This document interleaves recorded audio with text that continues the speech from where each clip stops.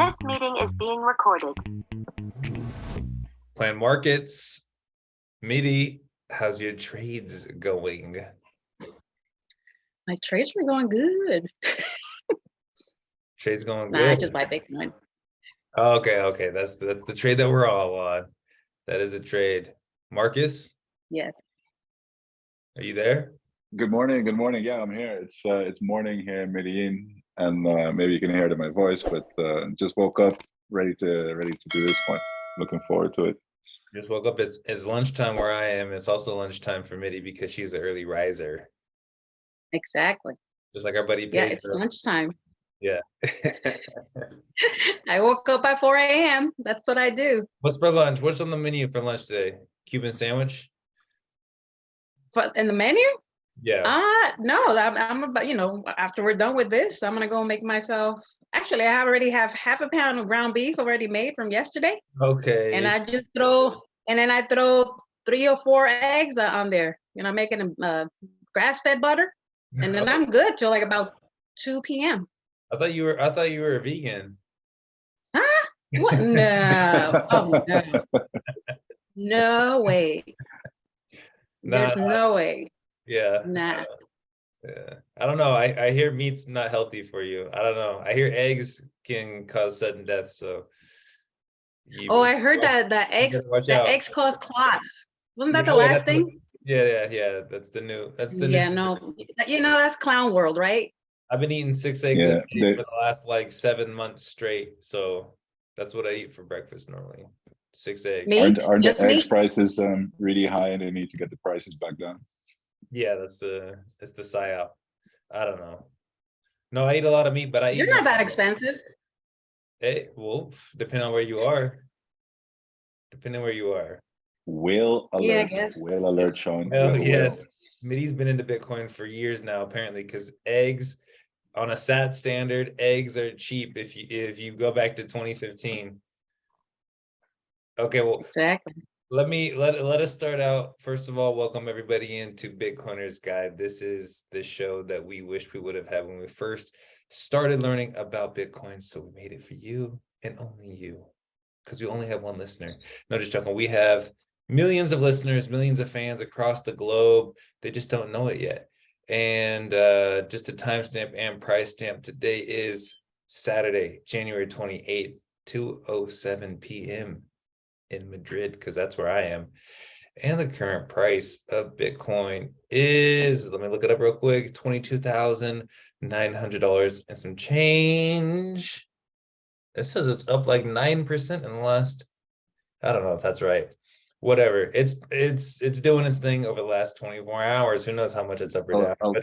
I'll tell you this though, Sean, whoever's been really watching, who cares about the last 24 hours? Our shows are about like a week or 2 weeks apart these last few times. Yeah. And for the listener that's been paying attention, last time we said, the bottom is in. So just listen to Big Sean and plan Marcus for the real Marcus. Listen to Marcus about the price. Don't listen to me about the price. I have no idea what the price is going to do. But you're right. No. The last 24 hours do not matter.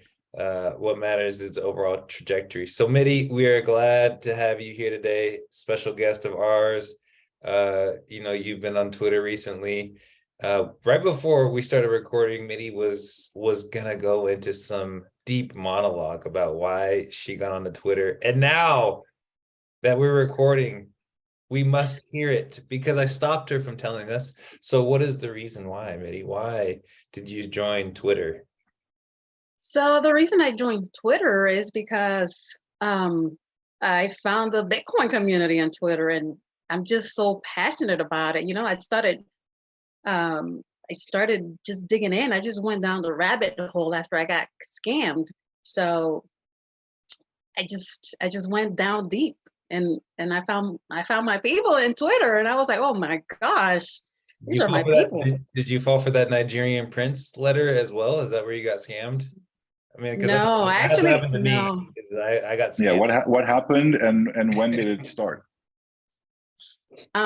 Well, I got a friend of mine told me about this Spanish company that was offering like returns on your money, on your investment. And the way they did it was you had to set up an account at Coinbase and then buy the Bitcoin and send it to them. Cool. And then what they Wow. did, Send us what they $71 did, no, million listen, back. no, what they did was they were taking advantage like of the price difference in the exchanges. So they were Arbitrage.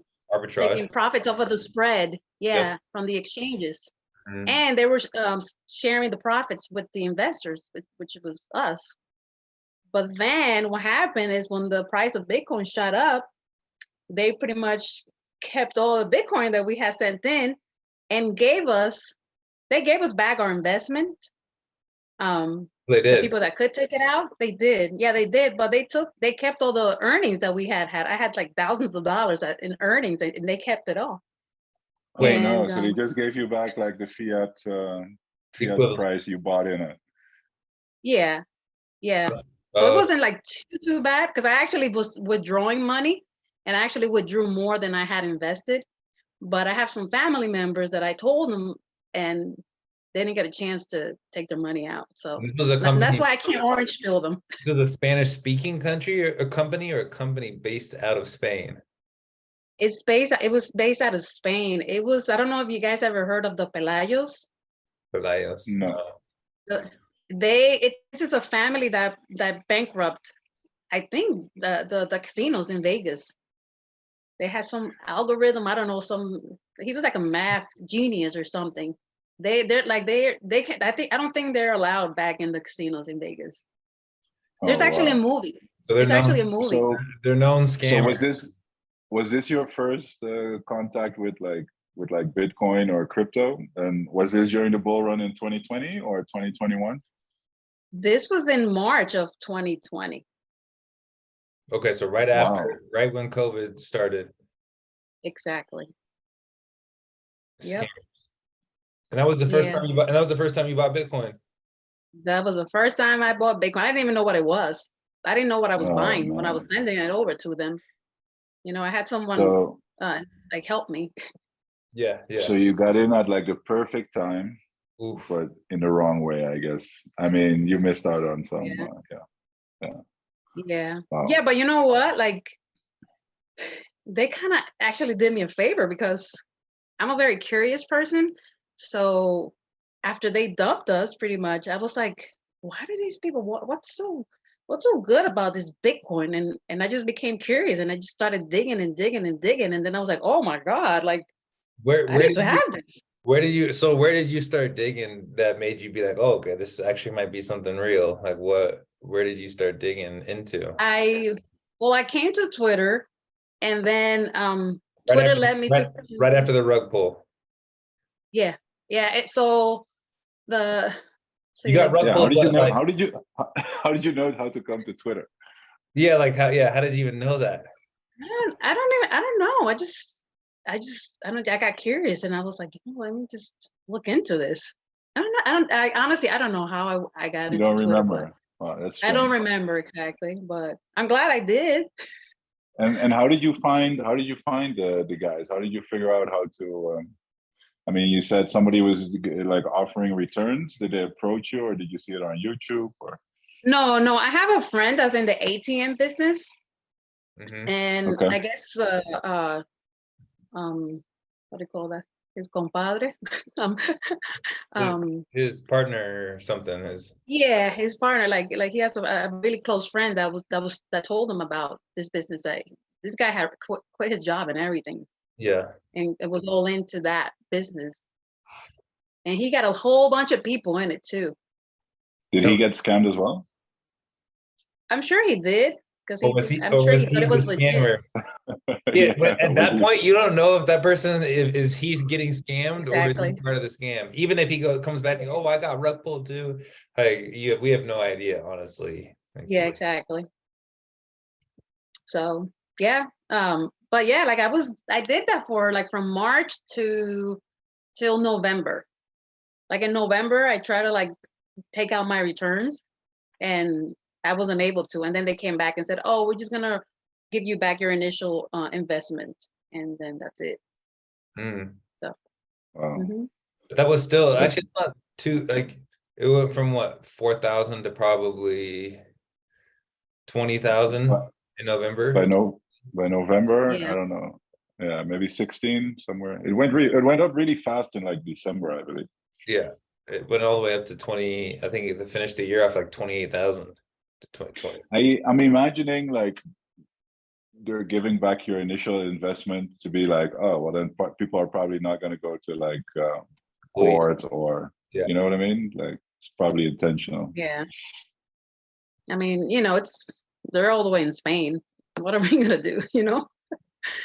There's nothing we could do. So, but it's okay because of them, Then I it made, discovered Bitcoin. so what made Right. you like not, because when that happens to some people, they go, everything that the news said was right. Bitcoin's a scam. It's a way to get hacked out of your money, because a lot of people could think that after that happens to them. What made you go, maybe there's still something to this, and I just went about it the wrong way? Like what made you think that? Well, my family members that I got into that's how they think. But I guess I just think differently. Like I said, I'm a very curious person.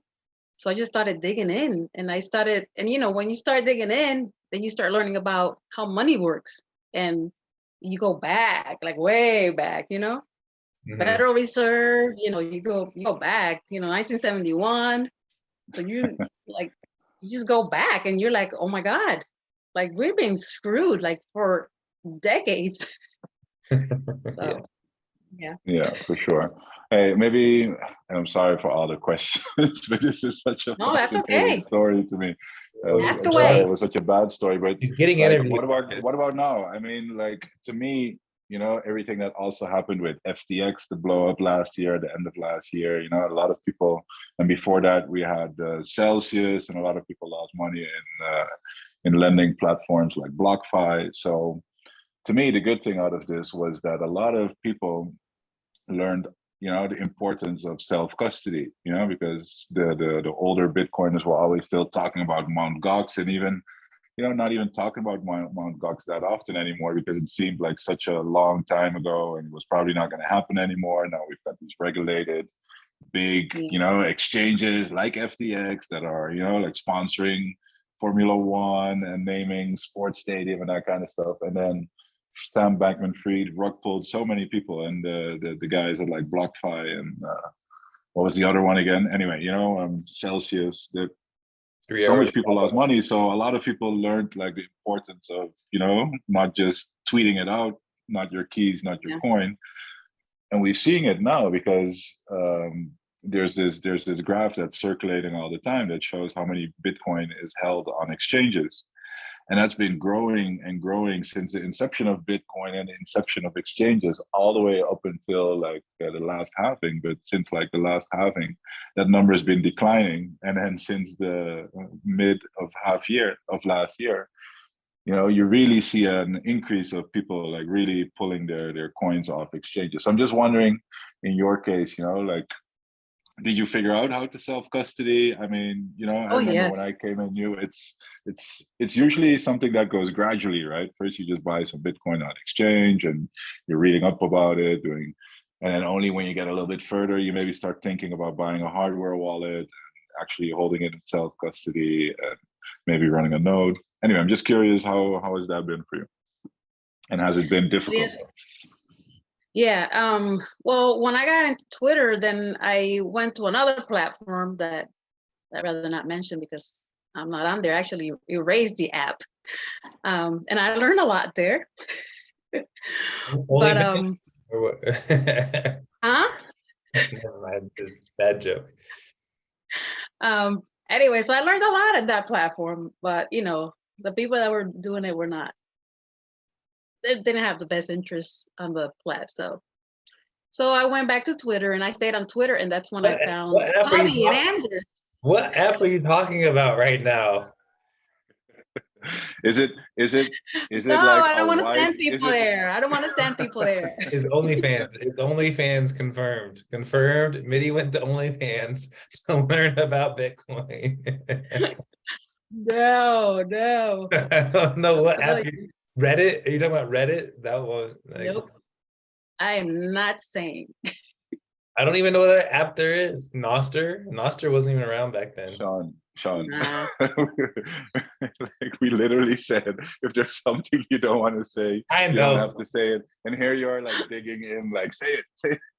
What That's not app how are the you show on? works. Well, All right. I'm not saying, All because right. no, All I right. am not going to send innocent plebs there. Okay. No. That's totally fine. Okay, but anyway, so you got on an app or a platform or an exchange or whatever where you can buy Bitcoin, right? Yeah. All right. Yeah. Where I buy my Bitcoin? Yeah. Is that what you're asking? Yeah, I think you were explaining whether you self-custody or not. You know, like, and you know, was it hard for you, and like? No, because like I said, like on that app that I was learning and just spending a lot of time in, just listening, just learning. People talk, and a lot of people would just go up and ask questions, and I would just listen. I never really ask any questions. I just listen because I would listen while I was at the gym working out, or while I was at work. I could just listen. So I learned how to self-custody. I bought my hardware wallet, and I learned how to self-custody. The first time I transferred my Bitcoin from the exchange there, it was nerve-wracking. Like, I was scared. Yeah. But it was successful, and now it's easy. I remember transferring. I wait till my Bitcoin clears, and it's out of there.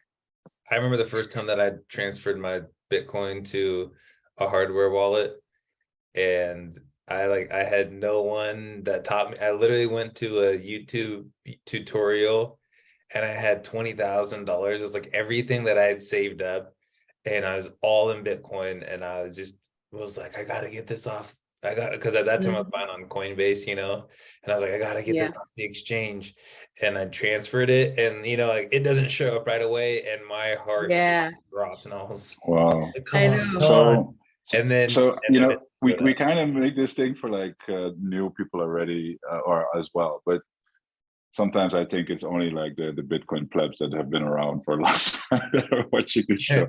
But anyway, a tip I always give people, when you're going to send Bitcoin for the first time, I mean, do it, but always just start with like a super small transaction first. I mean, just send like $5, $10. So you get comfortable, you know what you're doing, you kind of know what the process is going to be, because the first time you're doing it, like Bitcoin is so different from anything else you've ever used before. You're trying to figure out. I remember searching like, what is a wallet, or where can I, find a website for a wallet? You don't even know, is a wallet a website or an app, or, how does this stuff work? What is this private key? Is it like a password? What's 24 words? So it's such a weird new concept. And then, and I guess there are a lot of scammers out there, right? So if you're not careful, you might think you found a wallet, and you're actually just sending Bitcoin to somebody else who's then walking away with your Bitcoin. Exactly. Yeah. That's why when I went to the 2022 Bitcoin conference last year. Okay. I was actually part of the Swan Force. They had us in Air Force suits. Really? We were like helping. I was there basically helping promote the app, the new app that they were coming out with. Oh yeah, I think I remember seeing. Did we meet there? I think I met you that first night at that bar that like where Pubby and Andrews were. The bar. Oh yeah, yes. I think we met briefly, but like I didn't really know you. There was like a pleb party going on. Yeah. The night before. Yes. Yeah. So you guys actually met. I've never even met Sean in real life. That's crazy. How long have you known each other? A couple years now. Probably longer than 2 years now. Yeah. I mean, it's 2023. We definitely met before 2020. It was like 2020. Yeah, like summer 2020. Yeah. Somewhere around that time.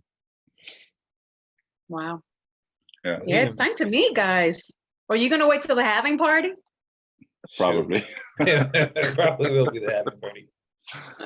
Yeah, you know, we're Bitcoiners. I'm cheap on my sats. You know, I'm Yeah, not gonna no, I waste it on get it. Sean.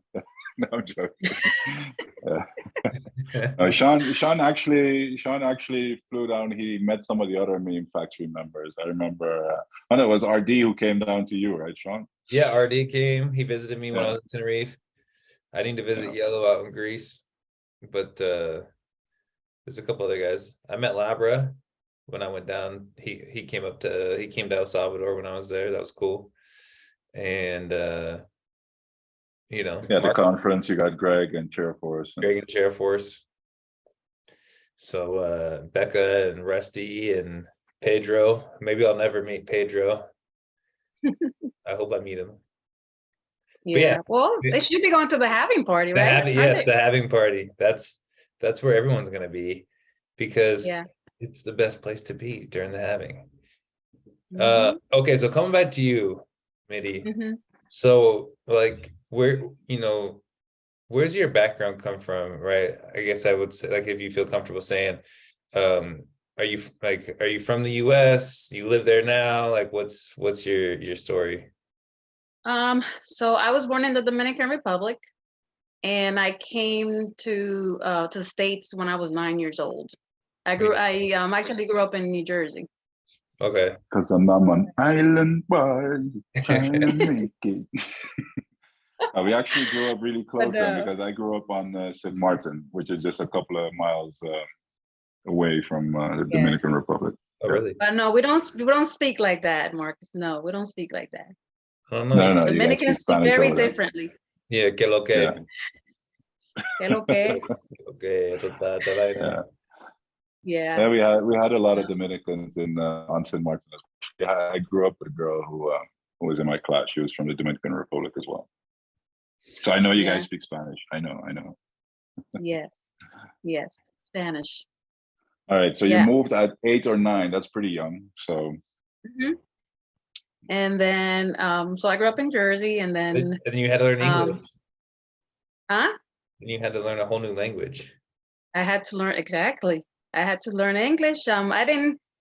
I was in the bilingual program at school. You know, learning English, and when I got to high school, that's when I pretty much, they were like, okay, you're good to go. You can be in all English classes. Yeah. So yeah, at that point. it took a few years. Yeah. But I was in the choir when I was in 6th grade. And I was singing songs in English, but I had no idea what I was singing. But the music teacher wanted me to join the choir. She liked my voice. Yeah, that's good. So I did that. So then you moved to Jersey, and you know here's the thing about Marcus and me. There's something that we kind of like to dissect a little bit and be like, yeah, what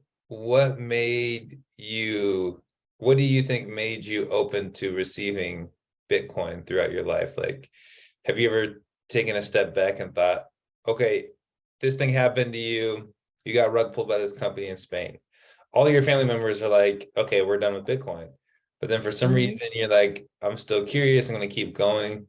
Are there certain things you think that about your personality, or certain things that have happened to you in your life that made you that curious to want to know? Or, you know, what do you think has kind of brought you down the rabbit hole? Yeah, so I was married for almost 20 years, and I got divorced, and I had to pretty much start all over. Yeah. So as a single mom, 2 kids, I had to start all over. I pretty much, I had no savings at all. So I had to pretty much start all over and see, okay, because I was married to someone that was a consumer, and I don't think I have a consumer mentality. I've always been interested in finances and making money and maybe having my own business one day. But he was a spender. He spent every single dime in that bank account, and I was like, it was frustrating.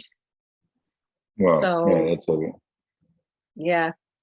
Hey, and are you, because we've got this team as well, right? Like, it seems that a lot of people are like engineers or have finance backgrounds and stuff. Like, does that apply to you too, or are you just curious, or No, no. because Well, my how come you Oh, understand Bitcoin? Because it seems like normies, you know, because she speaks we two have. languages, Marcus. That's something else. Like Oh money is yeah, a that's something language. that you came up with. Money yeah, is a language. and If you I could also majored in psychology, so I kind of I really like I understand people a little bit. My major in college was psychology, and I minored in sociology and Spanish. So Good. I don't know. When I went to school, I didn't know why I chose psychology as a major, but it seems like it's helped me with life, trying to understand people. You know? Right. Right. So Yeah. are you then thinking about, for instance, how Satoshi hacked into, you know, like kind of like the human psyche, you know? I mean, he basically hacked us by number go up, right? He understood the importance of, you know, people are just driven by, you know, the gains, I guess. Yeah. Do you ever think Yeah, about that, or is that not how you look at it? I just, like I said, I just when I got divorced, I would just sometimes I would get depressed, and I would be like, I have a good job, you know, but it's not gonna get me where I want to be. Like, I want to be able to travel. I want to be able to do things, and with my regular job, that's not gonna cut it, you know. And I have my Right. kids, and I want to leave something for them. I want them to just leave something for them. Not just I don't want to just live day by day. I'm like, there has to be something. There has to be something out there. And I discovered Bitcoin, and it was like the heavens opened for me. I kid you not. Like, I was like, wow. what So, is it like? What is it exactly about Bitcoin that made you go, wow? Like, why? You know, everyone. The way I see it is, everyone sees Bitcoin from their own perspective, and maybe it was just that you're starting over, or what was it that like really caught your attention? well, the fact that I was starting over, and the fact that I've just studied it, and I know that we're so early. Like, we're so early, and I'm like, someday I'm gonna be able to do what I want to do. I want to be able to travel and just leave something behind for my kids, and teach them as well. I have a 16-year-old that I was asking the other day, because I went to the Bitcoin Day conference last Yeah. weekend, and he was asking me, he's like, Mom, how was the conference? And I'm like, I met a lot of cool people, and he said, well, I want to hear all about it. So Oh, I still have really? that conversation pending with him. Yes, Okay. he wants to know. We got to get him a Twitter account. Have him hop on Bitcoin Twitter. Yeah, we'll see. But he's showing interest. He's showing interest, so that's good. I also have a 22-year-old, but he's not there yet. So when you He's so not. when you started studying Bitcoin, and you're saying like, hey, I have this job that I have, did you end up, like, one thing that Marcus and I sometimes talk about, and is, we don't talk about it a lot, but from time to time we do, is it's not only important to save in Bitcoin, but it's also important to up your cash flows. Did you stay in the same job and just say, look, I'm gonna switch everything to Bitcoin Standard, or did that make you work harder? Did you try to get a promotion? Did you invest in yourself, get new skills so you could up your cash flow? What did you end up doing to, like, or was it just, hey, I'm Yes. gonna switch everything to Bitcoin? Yeah, well, I've been with the same company for almost 7 years. It's Okay. actually actually a boat manufacturer, or like a Mhm. high-end towboat manufacturer. And I started there in the front desk, and in the HR reception. Okay. And I wasn't making, it was just a receptionist job, but I learned a lot in HR, and I got pay raises, and then I transferred to another department where I'm at now, and I'm doing a lot better. But when I was a receptionist, that's when I decided to get divorced too. So even though I wasn't making a lot of money, I was done, and I said I don't care if I have to go panhandle, but I'm not staying in this relationship. So I told my ex, I'm like, we're done. I can't do this anymore. It was hard. Yeah, I can imagine. But sometimes you got to do that. You know, a lot of people stay in relationships because of the kids and stuff. You know, I think you do more harm to kids when you stay in a toxic relationship than if you leave it. So those people that are in like relationships that they know they should not be in, don't do it for the kids, because it's not good for them. And my oldest one, I could tell that he, you know, it impacted him, like, you know, the relationship I had with his dad. So Yeah, I mean, those are never easy decisions, right? You stay or go, right? And everyone's situation is different. Those are always hard things to navigate through. Yeah. I think, and I'll share something too. Okay. I'll share something too if you guys want. So after I decided to get divorced, this is more serious, but after I decided to get divorced, and I 5 months into that, my youngest was diagnosed with a brain tumor. So, you know, that was hard too. Wow. So I was going through a divorce. And then I was going through a like a pretty much, you know, they told us there was nothing they could do because it wasn't an operable brain tumor. It's called DIPG. It's in the pons, and you know, there's nothing they could do. They told us pretty much that he had like about 9 months. He was 7 at the time, so pretty much he has 9 months to live, and he died exactly 9 months after. Wow. So that was hard. Yeah. That was really hard.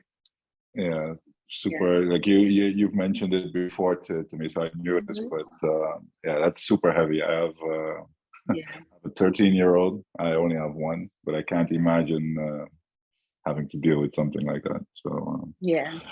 So that's why I tell people. That's why I tell people, like, yeah, it's great to have money. It's, you know, like, Bitcoin is awesome, but you know what? Don't forget about your family. Like, spend time with your family. Tell them you love them, because life is short and we're all gonna die. You know, make your life here on earth the best that you can. Be kind to others. You know, so that's what I like to tweet about. I like to tweet about positivity, and you know, I know a lot of people think it's corny, but I'm like, I don't care. You know, this is my Twitter handle, my profile, and I'm gonna do whatever the heck I want. Yeah. And that's what I tweet about. It's true. Positivity, kindness. Like as much as we want to say Bitcoin is the most scarce thing, time is actually more scarce, because you get moments and then you get it and then it passes. And so exactly, you know, like, and time and your health, you know, nothing Bitcoin can't buy that for you. No, yeah, exactly. Like think about a guy like Warren Buffett.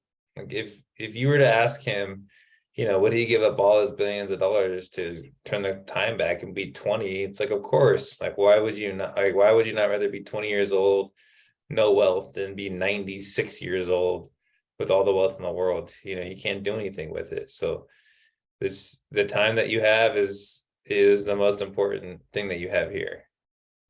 Yeah. So spend time with your family members. Tell them you love them. Do things with them. Go on vacations. Like, just like have those memories, you know, because like my you know, Alan, my son, died when he was 8. You know, he had turned 8, and I only had 8 short years with him, you know. So, you know, I have a lot of like, you know, like the stuff they make in school, you know, they bring home. I'm so glad I kept all that stuff. Like, I have all that stuff. I have letters of him that he made in school, you know, for Mother's Day. Like, I love you. Here, I have one that says, I love you like Junior. Junior is his dog.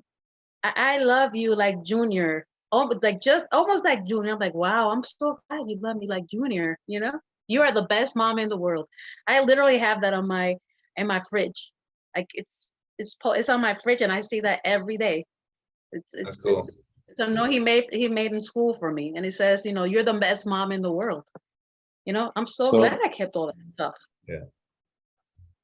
It's funny. There's a couple of things you said, right? Like, first of all, you mentioned like, okay, you know, like I had a job, it was a decent job, you know, but at the same time, it's not making like a lot of money, you know, so you have all these dreams in life, right? I mean, I think a lot of people are in a situation like that where maybe they're making everybody who's been in a job always feels like they're not making enough, first of all, right? Because there's always like too much money left over at the end of your money. That's what I used to like to say.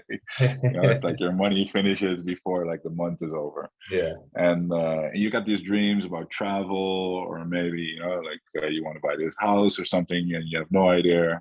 And you're kind of just like the job you're working in is just like consuming so much time and energy from you, you know, like just like at the end of the week, whether it's Friday or Saturday or whatever, you're just like beat, you know, you just want to like kick your feet up and chill out and get ready for Monday again, because it's going to be another long week. So you don't really have like the mental space either to get out of this stuff.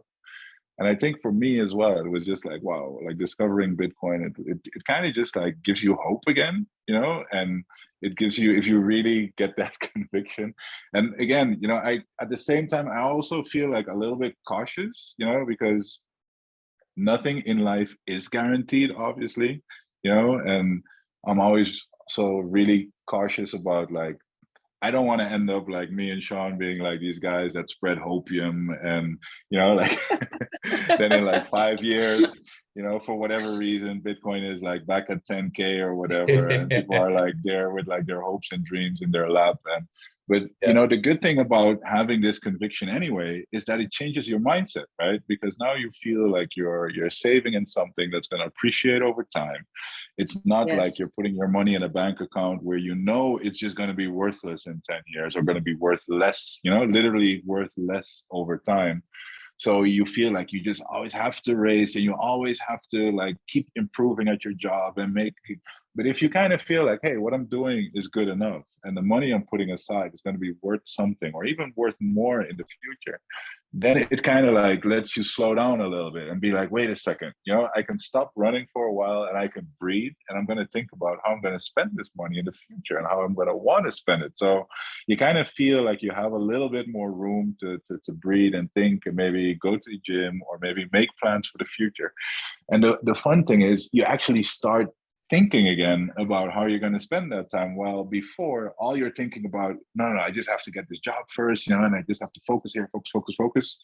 And that's all you're doing. And you're kind of like stuck. And for me, it really just changed my whole outlook. And like, I left Holland, I left my job. And, you know, the funny thing is I could have done it already. You know, it had nothing to do with Bitcoin going up. It's just that different mindset and this positive outlook, like you're saying as well, Midy. It just, I don't know, it just gives back to you, changes your mindset. And it maybe seems hard to believe for people, but yeah. Like it's like, truth. And yeah, it's when people say like Bitcoin is hope, Bitcoin is hope, because when I asked my ex for divorce, you know, we were trying to sell our house in December. Like, so I asked for you know, for divorce in September 2016, and in December we were trying to sell the house because we had to split. You know, we had to just split up and just sell the house. You know, to go about our own way, our separate ways. So pretty much, we were trying to sell our house, and then like 2 months after, our son gets sick, and then we pretty much had to stop the sale of the house, you know, cancel the sale and then focus on him. And one thing that happened was I found this experimental treatment in Mexico, in Monterrey, Mexico, that I was told, you know, doctors said there's nothing we can do. The only thing we can do is radiation. And but I found these doctors that were doing some experimental treatment in Mexico, and I was like, I told my ex, I said, we're there. And we took our son like for 5 treatments. It was very expensive, like very expensive. We wound up selling the house. the house wasn't selling when we first decided to sell it, when we were splitting up. But after he got sick and we decided to sell the house, after he got sick, it actually sold the day after. Like it was in the market for one day. And then we used that money to pay for the treatments, which were like, I'm gonna say the treatment was like almost $8,000 a month. Wow. And then we had to, and then my ex's sister, would help us with the flights. And then people in Facebook, I had to get a Facebook account. It's called Alan Strong. And you can see the whole journey there if anybody wants to take a look. But I pretty much had to ask for money so we could go every month and for that treatment. And you know, I'm not sure if it helped, if it extended his life, but I'm glad it gives me at that peace of point in mind. time, you wanna be able to say that you've done everything you could, right? I mean, Yeah, exactly. Wow. Exactly. So I have peace in my heart that we But try to save him. So, yeah. it must be tough too, Midy, because you had 3 kids at that time, right? So here you are, you know, like you're selling your house, you're literally pouring every last cent you have into trying to keep your youngest son alive. But at the same time, you also must be thinking and wondering, what does the future look like, right? Because we're gonna have like 0 money, no home. I can't even imagine. Yeah, because the money, we were going to sell the house and I was going to have a little chunk of change to start all over. But then all that went down the drain when our son got sick. Like we had nothing left. So after our son died, and which was November 2017, I actually moved out and got my own place in 2018, January 2018, and I had 0 money. I only had my job, which so you just ended up paying me that renting. well. And I had to go rent. I had to go rent an apartment and just start all over with just my job and my 2 kids. We have shared custody of the kids, but still, like, rent is really expensive. I'm in Florida, and rent is really expensive. But you know what? I don't know. I was able to save some money, and I was able to buy my own place by myself. And so I'm a homeowner, and there's a lot of people that say, "Oh no, you shouldn't buy a house." I'm like, well, when you have kids, and then I've rented places, and I've had the homeowners come and say, "Oh, we're gonna sell the house. You got to move." And I didn't want to do that anymore. So I was like, I need to buy a house. Yeah. So that's what I did. No. Look, I'm never somebody. There are Bitcoiners who says, like real estate is a shit coin. Don't do it. Blah blah. It is. But not for your own personal. Not your own personal home. The thing is, if you're going to be paying rent anyway, right? You might as well use that rent as a down payment on a mortgage, because then if the housing prices goes up, at least you take advantage of some of that upside, right? I mean, that when you're like renting, that's literally just like money every month that just disappears, that you're never going to see anything from it back. So to me, it always made sense to be able to buy something if your salary allows for it. Hey, just one more thing, Midy. Like it seems like. Did you say Midy? Laughing. Midy. I'm sorry, Midy. I'm sorry. I'm Dutch. Get a name right, Marcus. He's doing it on purpose. No. It's just, that's the funny thing, right? If you're on Twitter, you see all these names, and then you just pronounce it as you would read it in your head, and I didn't know it was Midy. So I apologize. Yeah, she's mighty and resilient. I am mighty. That's what I was getting to. You guys see my tattoo? You have a got like tattoo. You got like all this hardship poured out over you, and yet here you are, like with a big smile and positivity. And then you come on Bitcoin Twitter, and Bitcoin Twitter is not always like the most positive place, right? I mean, there's a lot of like grumpy and toxic characters out there, and I'm guilty of that as well. But like, how do you look at that part of Bitcoin Twitter? How do you explain it? I mean, you're a psychology major. What's going on with like toxic maximalists? What's your take on that? Well, I think that some people just haven't been through tough times. Like life is hard. Life is really hard. And unfortunately for me, it hasn't been easy at all. I haven't mentioned this, but I lost my dad in 2007 to the housing crash. So like suicide prevention is really close and near to my heart because I lost my dad to that. So, and then and then I lose my son to cancer, to brain tumor. I have to leave a bad relationship of 20 years. I have to start all over. Like it hasn't been easy. Like there's been days where I didn't want to get out of bed. I didn't want to do anything, but I've had such great support system. Like I have amazing friends. I have friends that have literally like pulled me out of bed. They're like, no, get out. You're coming out. You're getting out of bed. You're not staying in bed. So having relationships like that, it's very important, and now that I'm on Twitter, I've met wonderful people too. So I'm looking forward to I don't know, just meeting people. I like to meet people. I like to talk, Yeah. I would say like a lot of the Bitcoin maximalists that are considered toxic, more than anything, like it's just toxicity to the scams that are out there. We've seen think about what you were talking about at the beginning. For the longest time, we've seen these elitists that try to siphon our money through taxation or through inflation, which is theft. And you see, all these new cryptos that continually pop up because people can't print more Bitcoins, but they can print more altcoins. Yeah. And then they try to siphon people's Bitcoin through the altcoin scams. And so it's just I think what we're seeing is, look, we see that there's a lot of, bad people and bad actors in the world.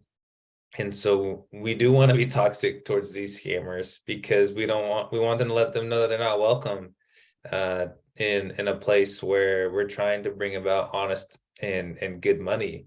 So I think sometimes the toxicity can be I would call it more as passion than anything, right? There's a lot of people who are passionate about honest money, and it can be looked at as toxicity because there's so many scammers out there. And but really it just seems like it's good passion for something that is changing the world one person at a time. Yeah, that's true. But there's some people out there that are just, it's too much, like they could be so mean, like I think for women in the space, like we're so outnumbered, it's hard. Yeah. Like you have no idea the DMs I get. Like, guys can be brutal, but I'm in the boating industry, I'm in the manufacturing. I deal with guys every day. So Twitter is nothing for me. Like I have to go to work every day and just deal with vultures. So it's okay. It's okay. Their toxicity, against women. I think it's good you mention it though, because honestly, I think I have no idea, because obviously I don't ever get any DMs like that or whatever. But I have an older sister, and I know she, like even in high school, it was always really annoying because so yeah. Yeah, it should be called out, and I just don't know if we're learn gonna be to able to ignore them change and it. stuff. Just ignore. Yeah, just ignore. I just don't even bother answering the DMs. Hi.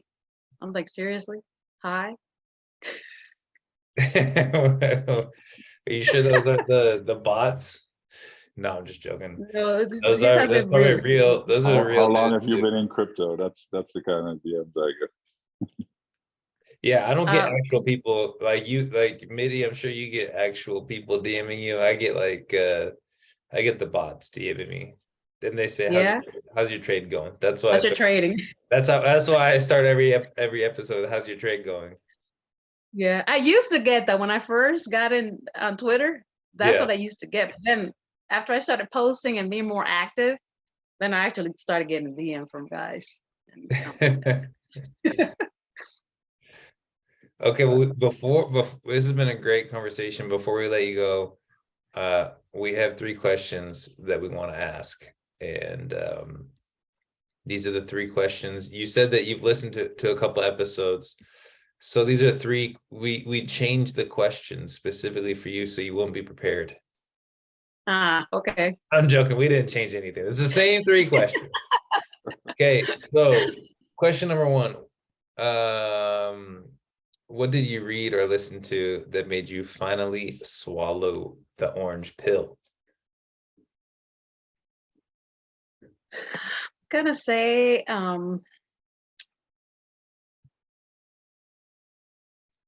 I didn't read the whole thing, but I've listened because I liked Audible. I prefer to listen to books. I count that as reading. The creature from Jekyll Island.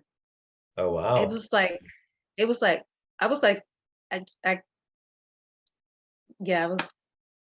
baffled. I was like, wow, is this how this came about? Like, yeah. Wow.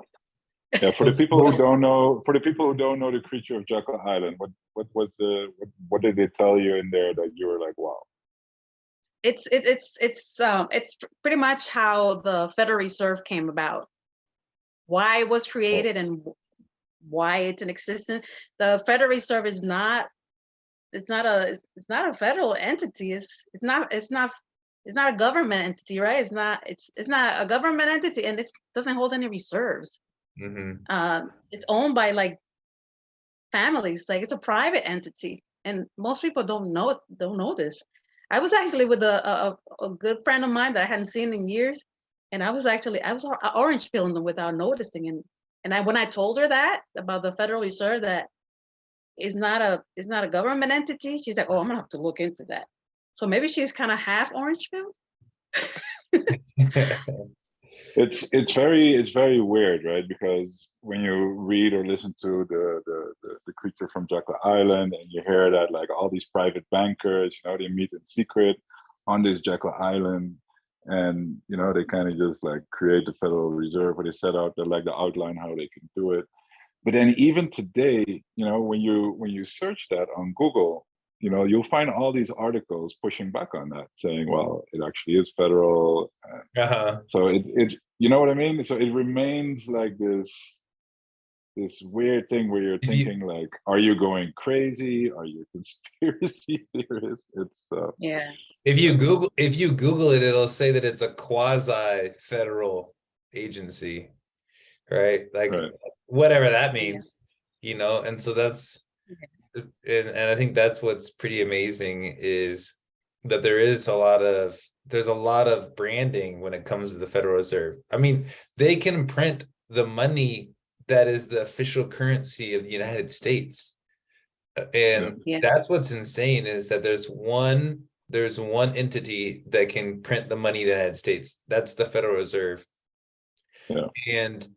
And it's basically a private entity, it's connected to the government, but it's not the Treasury of the United States. It's and that's what's insane, is that they have the power. And the whole thing about it is, if you have the power to print money, maybe you won't be corrupted by it, but the person that comes after you definitely will be corrupted by it, because it's too much power for one entity to hold, to be able to print the money that the whole nation or the whole world uses. It's insane amount of power. You know what really bothers me? That after I've gone into Bitcoin and just learned a lot about it, like, it makes me mad that I have to go to work for 8 hours. Yes. And then someone can just print. I have to earn. Like, I have to spend my most valuable asset, which is my time, going somewhere to earn this fiat, this this money that someone could just print. Like, it makes me mad. And that's why I'm buying as much Bitcoin as I possibly can. It's a slap in the face, right? Like, it's literally a slap in the face. Okay, peasants, you go work for the money, which we should work for our money, right? That's what we should do. But the slap in the face is then now I'm going to print 4 trillion with the press of a button. And Yeah. you have to work for the crumbs that we get every single day. Is we have to work for it, while the Federal Reserve can print, orders of magnitude more than we can ever work for. And it's theft. It's straight up theft. There's no other way around it. It's counterfeiting money. But if any one of us did that, it would be called counterfeiting. The Federal Reserve does it, and it's good monetary policy. It's amazing how the branding of these things has come about. But yeah, it's a slap in the face to hardworking people everywhere who actually work for their money. Yeah, they're and that's actually why misusing. that's why I don't keep money in the bank, because it's being devalued. If I kept my money like fiat in the bank, it's just being devalued. The more they print, the less it's worth. Yeah, it's like guaranteed to lose purchasing power. And what they do is they'll print up 6 or 7 trillion US dollars and then hand out people $1,200 checks in the mail. People are like, great, they're giving us money, but if you count that up, it's not even like 1 trillion or around 1 trillion, and the other 5 trillion that they printed, goes to what and where, and it just inflates the prices of everything. We've seen it in the last 2 years. We've had like more than double-digit inflation over the last couple of years. So everything gets more expensive. Your dollar is now literally, gone down in purchasing power. Your salary doesn't increase as fast as the inflation rate goes up. So you're there having to work harder for less, and you just get screwed and screwed and screwed. You just keep it going. And it's like, we guys got to keep it at around 2%. We all know the inflation rate is higher, but the fact that they keep it around whatever percentage is like, we can't have it go up too high, because then people will get really mad, right? And they're going to revolt and they're going to come after us with pitchforks. But, we're going to steal just enough, so we can bleed them, without killing them. That's what it seems like. Yeah. But it's sad. It's sad because that people don't realize that that's what they're doing, That's the thing. Until Bitcoin, you're just thinking like, you just don't think too much about money, right? You figure like that the government is just doing a fair, I know, like the government is never doing a great job, because it's also people and it's organization. So it's a group of people, and it's like big and slow and inefficient. So you kind of know all that, but it's still, run by people who are voted in there.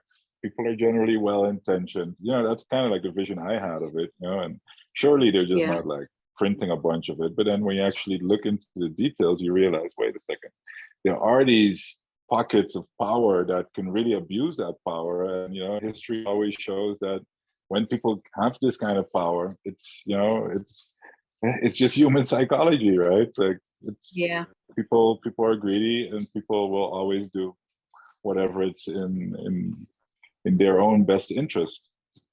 So power corrupts. Like people go into politics. Don't you think that people go into politics and they're rich all of a sudden? I'm like, how the heck does that happen? Yeah. Look at Jacinda Ardern from New Zealand, right? She gets everything done with all those mandates down there, and then boom, oh no, I'm retiring now, right? Okay. After she made all her money. And most of these people, whether it's in any country, it's not just New Zealand, any country, a lot of these people, they work in the government, and then they end up working at an institution that they were regulating. Exactly. Okay. Oh yeah. So I like it though. The Creature of Jekyll Island. We haven't heard that one yet before. Yeah. Oh, we got a lot of Bitcoin standards, safety.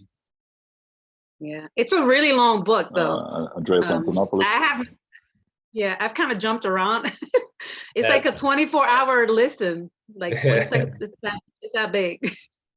So, but it's that's good. A lot of gym time. Yeah. Okay. Well, great. Okay. Question number 2. How do you see hyper Bitcoinization playing out?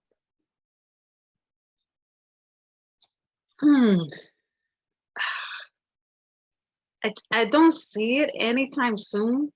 Maybe, I don't know, within the next, 10 years, maybe. I'm just guessing. But But I think it's happening though. It will happen because, and I know the dollar is the last currency to fall, but it will fall because all fiat, you know, just, you know, just falls. It's just not, if you can print it, then yeah. But I see that maybe 10 years or so. Okay. I hope. Yeah. What do you guys think? What do you think, Marcus? What do I think? Yeah, I'm always like, I was triggered a little bit by that saying like the dollar is going to be the last one to fall. Everybody seems to agree on that. I don't necessarily agree. You know, like the dollar is the world reserve currency, right? And right now, the whole debt to GDP is just going insane. And with the higher interest rates, you're going to have to like issue even more debt. And everybody's really focused on the dollar. And there's also, I don't know, I'm no big macro expert guy, but you know, since it's the world currency, like if the trust in, you know, the system really collapses, maybe the dollar is going to be the first one to go, right? And maybe like the Swiss whatever will, you know, will not go as fast or whatever. So I'm not so sure that the dollar is going to be the last one to go, because if it goes, once trust is lost in the system, then you know what happens? Are we going to go back to a gold standard, Bitcoin standard, or whatever? But you know, like maybe the dollar will be the focus, or what everybody gets scared about, right? Because once that cracks, everybody else hinges on it, and you can be like, well, then all these other currencies going to go first. I don't know. I don't know how that plays out.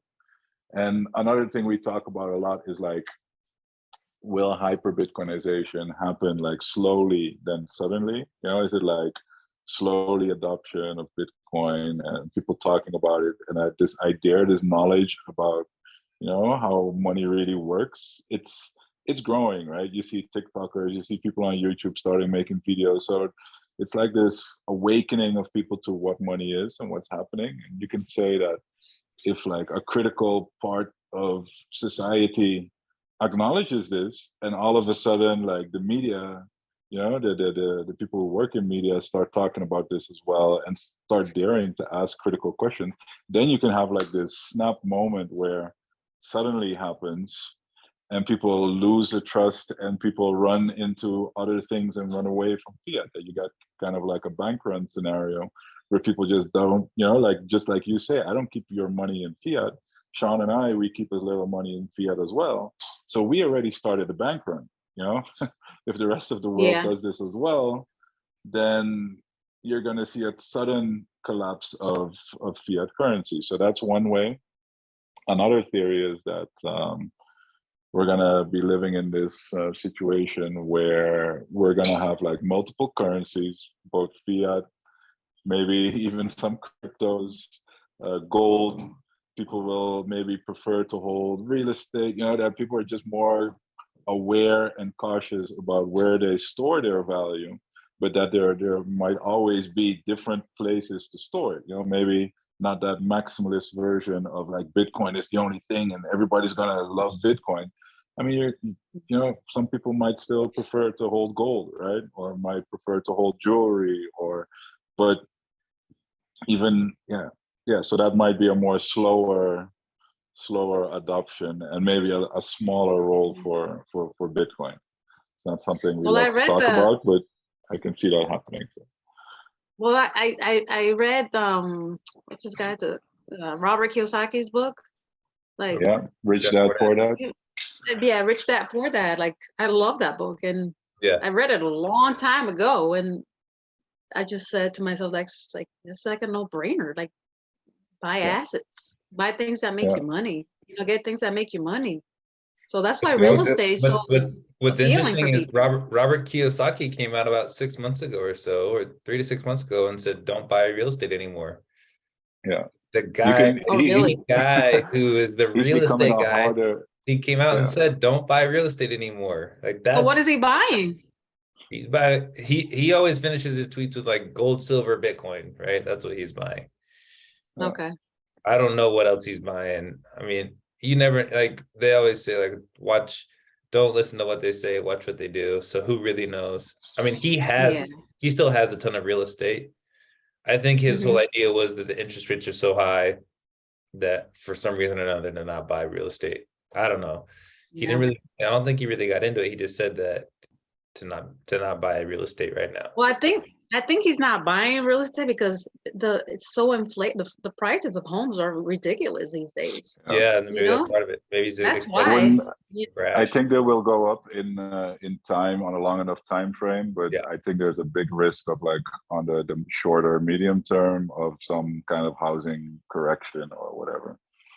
Yeah, I mean, So both maybe prices that's of behind it. real estate, everything's like expensive. Like real estate prices are like it's high, and so is interest rate. So this is not a good time to buy unless you find something like a good deal, and maybe you can refinance later when the interest rates are lower. Then that would make sense. It's all Yeah. connected, right? So you see like the stock market was in a huge bubble, so that's correcting down. So people are becoming less wealthy. So there's going to be like that has pressure on people wanting to sell more homes. There's going to be less capital around to buy more homes.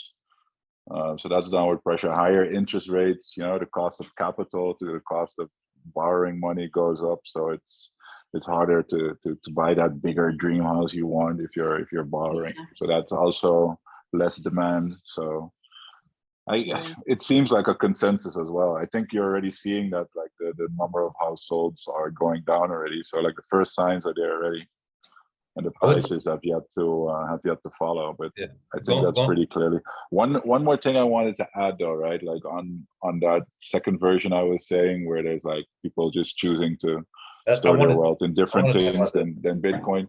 You just gotta always like remember that like Bitcoin is the only thing that has that absolute scarcity, right? And Dude, they're not making any more of it. You cannot inflate it. You cannot make more of it. And like even gold, like which is really scarce. Gold is very hard to increase, but when the price of that thing goes up, then production will go up because underwater gold and stuff is going to be affordable to mine. But like the Bitcoin protocol with the difficulty adjustment, you cannot mine more of it. So anything else is going to inflate harder. So on a long enough time frame, Bitcoin is going to have like the scarcest thing. So whatever, with more and more stuff, Bitcoin becomes scarcer and scarcer. So in relative terms, you always need more gold for the same amount of Bitcoin or more. Marcus, do you have ESP? Because you were like, I was literally gonna address your second point.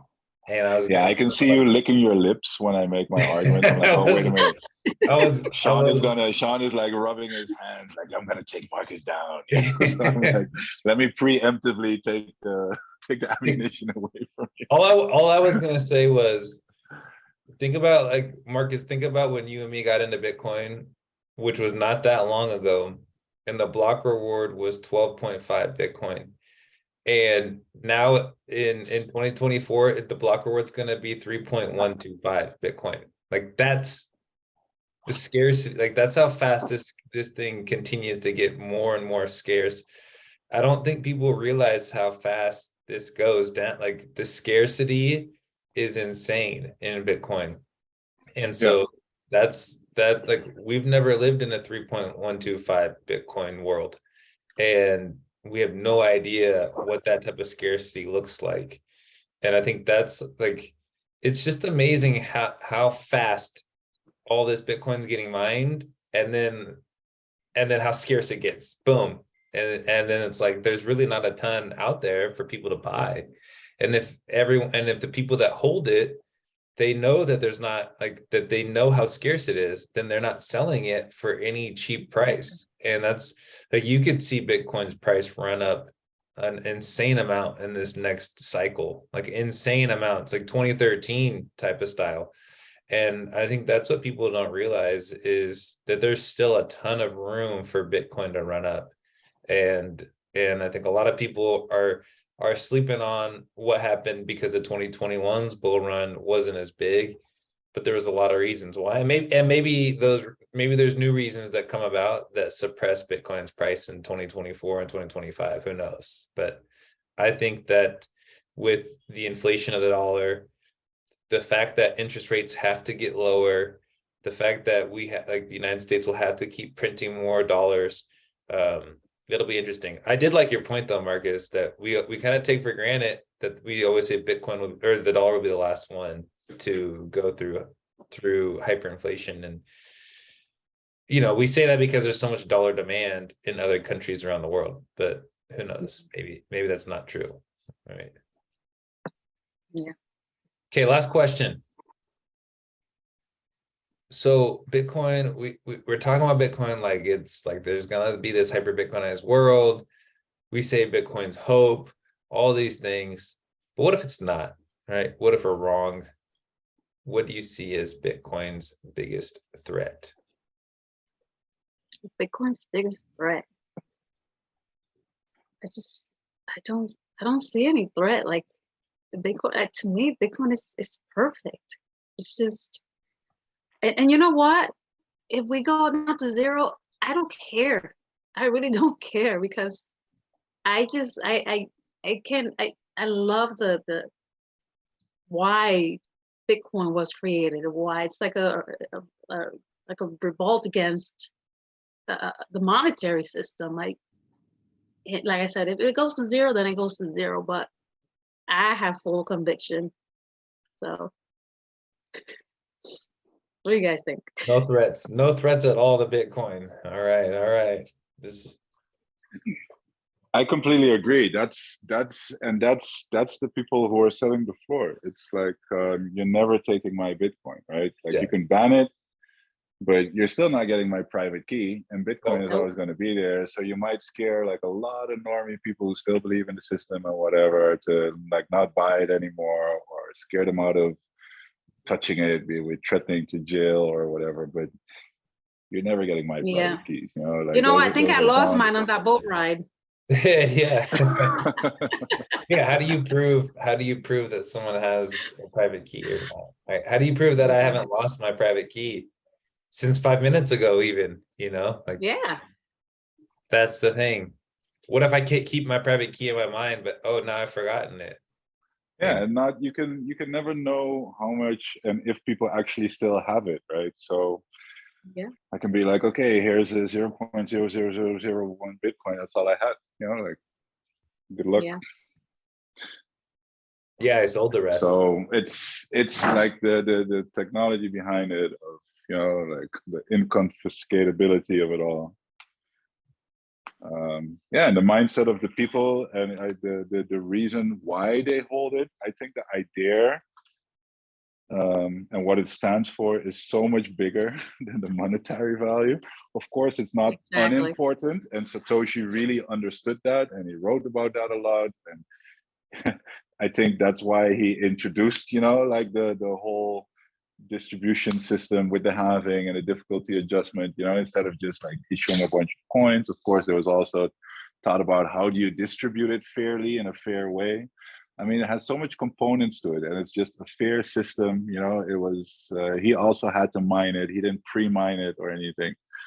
So yeah, it just stands for taking that power and that corruption away from the powers that be. And that's the original idea. That's what it stands for. That's what it was built for. That's what it's being hardened by, because it's being attacked. It's constantly being attacked, and it just makes it stronger. And I think that's why people will never, there's a growing group of people who will never give up their Bitcoin for that reason. So for that reason alone, it would never be able to go to zero, first of all. And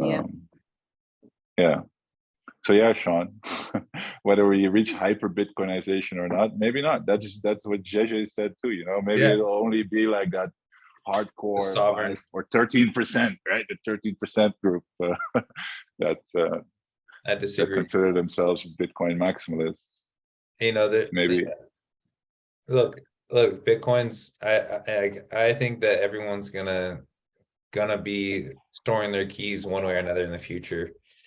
I don't know how it's going to be done, but I think that there's going to be a way that we all have our own keys. We all become our own banks, but it'll take time. That might take a lot longer than maybe even our lives before that really does happen. But I think it's important and it's imperative to the freedom of individuals. And most individuals, most people choose convenience over privacy and freedom. That's what we've noticed over the last I mean, a couple of years even, it's been definitely even elevated into our minds that most people choose the convenience and, you know, the collective over the individual. And I think that's one of the things that Bitcoin brings back, is it's bringing back this, it's a renaissance, bringing back the individual, bringing back why we are important as individuals, and that, you know, it takes personal accountability and responsibility to be free. You can't just be free. There's no, like, it's trade-offs. It's the same thing with, you know, with keeping the block size, so you can have decentralization of the nodes. It's the same, there's trade-offs involved in freedom, and the trade-off is to have freedom, you have to have personal responsibility and accountability. If you don't, then you choose convenience, but then you're also going down a slippery slope of being enslaved monetarily. So these are the roads that we're facing, and we're facing a crossroads right now where it's becoming very apparent that it's really only two ways that this can go. Total surveillance, So Bitcoin. exactly. So imagine, right? You have two groups of people. You've got people who are, you know, like on their CBDC slave coin, right? Yeah. Having to work harder and longer and be unhappier. And then you've got this group on the sidelines, whether it's 13% or a small group, that are like super happy. They increase buying power. Everybody's going to be like, wait a minute, why are these people so happy? What are they doing that I'm not seeing, right? Because that's how it goes as well. We look at celebrities, we look at sports players. Everybody wants to be like that, right? We want to travel. So what people are going to be like, what are you guys doing? You know, like, I want to be like you. And then when they figure out it's Bitcoin, I mean, like, it just seems so simple, right? It's not like people are not interested in that kind of stuff. Of course they are. So once that plays out, and the more it plays out, the more people will jump on it. So it's like this, it's almost hard to argue against how you cannot see this playing out. It's the I missed it fallacy. And I think that's what people, like, think about how many touch points you get in Bitcoin before you actually start to go down the rabbit hole. And so people, they think, oh, I missed it. Like, think about Midy, right? If she were to say, oh, I got in at 4,000 and then I got my fiat amount back and it's 20,000. I missed it. I missed the run up. It's over, right? And I think that we have to understand, like, as long as there's block rewards, you have not missed it. Like, this thing is continually getting more and more scarce. It's not fully mined yet. And you're not too late. Not only are you not too late, you're still early to Bitcoin, and you have not missed it. Even in 50 years, right? And everybody is holding Bitcoin, there is no more fiat. Just imagine, right? Then Bitcoin is still going to be the most scarcest thing in a world where technology and you know, information and technological improvement keeps going, because that's the human species, right? We keep inventing new stuff throughout time. That's just in our biology. We want to progress, we want to move forward, so we're always going to be looking to invent more stuff, make things easier. So with more and more stuff in technology, and you're living in an expansionary world, and something that is scarce that stays the same size, well, you know, there will be more stuff per Bitcoin. So even in 50 years, you know, like, your great grandkids, they're going to be born, and they should be wanting Bitcoin, because, you know, it's something, first of all, it cannot be cheated, blah, blah, blah, all that stuff, you know, debate, but it's still going to be something that will be the most scarcest thing. So it should accrue value over time. So even in that scenario, obviously, there is a benefit to being early to this thing, right? To get it, to adopt it, or when it's still adopting, there's like this extra benefit to it. But even if it's fully adopted, it still makes perfect sense to want to own Bitcoin. That's the thing that a lot of people don't see or get. Yeah. And I think time will prove it, right? So with more and more years, people who are saying, I missed it, you know. But then with more and more people understanding it and explaining it, at a certain point, they will just be like, okay, yeah, I missed it, I was stupid, or they'll just buy. And a lot of people don't understand that there's, you know, they can buy a little bit of Bitcoin, you know, they don't understand there's Satoshis, they can buy $20 worth of Bitcoin, you know. A lot of people don't understand that some people think that they have to buy one whole coin. So Yeah. that's Or even, And a lot, or and even a people lot of think, people are scared off by the volatility right now. or yeah, but people Yeah. think, people even think, even though they know that you can buy less than one Bitcoin, you can buy Satoshis, they still think, well, it's not worth it unless I get one coin, right? But it's savings. It's like, that'd be like saying, look, it's not worth savings. it's not worth saving money until I can save $1 million. Why would I save anything unless I could save $1 million? It's like, no, that's not the point of it. Yeah. You just keep saving little by little, whatever, like whatever you're making, and you save it in Bitcoin. I think that's, it's like, you don't have to start like, the whole point of saving isn't to start out saving one whole Bitcoin. Like, it's to save little by little and up the amount of sats that you have until you get to wherever you get to, and then you use your savings as you would use your savings in your normal life.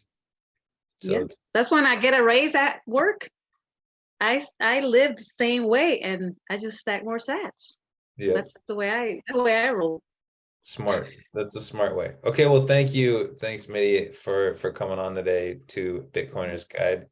Give people a handoff if where they can find you, if there's anything you're working on that you're keeping in the wraps you're not telling us about, let people know, or just where they can find you. Nah, I'm just on Twitter pretty much. My handle's on Midy Reyes. That's it. And I just like to post about fitness. I'm into the health and wellness. It's just been a passion of mine since I was 17. So I've been working out since I was 17, on and off. And I pushed that a lot. That's a lot of my tweets are about health and wellness, because, if you don't have your health, then you have nothing. It doesn't matter how much Bitcoin you own, how much money you own. But if you're sick and you have all the money in the world, what is that? It's not good. That's true. So yeah, I'm just on Twitter. I had started this little side hustle when I got furloughed from work in 2020, but then they called me back, and then I just didn't really do anything about it. I used to be a fitness trainer, but I let that one expire too. I mean, I know what to do, but I'm just on Twitter, on Spaces, just posting about, like I said, health and wellness, Bitcoin, positivity, be kind to others. That's what I like to do. Awesome. Any final words, Marcus? Yeah, no. Thanks for coming on and sharing that story. I love the positivity. I think we can use a lot more of that on Bitcoin Twitter as well. So happy to see it. Love to meet new people like this. So we'll look forward to hanging out. Yeah, thank you for having me. This was great. Yeah, thanks again. And as a reminder for everyone else listening in, what you see here, what you hear here, when you leave here, don't just let it stay here. Please share, like, subscribe. If you found this information helpful or entertaining, please help us out and leave a review or comment in. And remember, we have the Meme Factory podcast that goes every Thursday, 7:30 p.m. live. Don't forget to buy Bitcoin, stack at Coinbits, and take everything off the exchanges. We got the Having Party 2024 coming up, so don't miss that either. That'll be in El Salvador. Go to bitcoinhavingparty.com.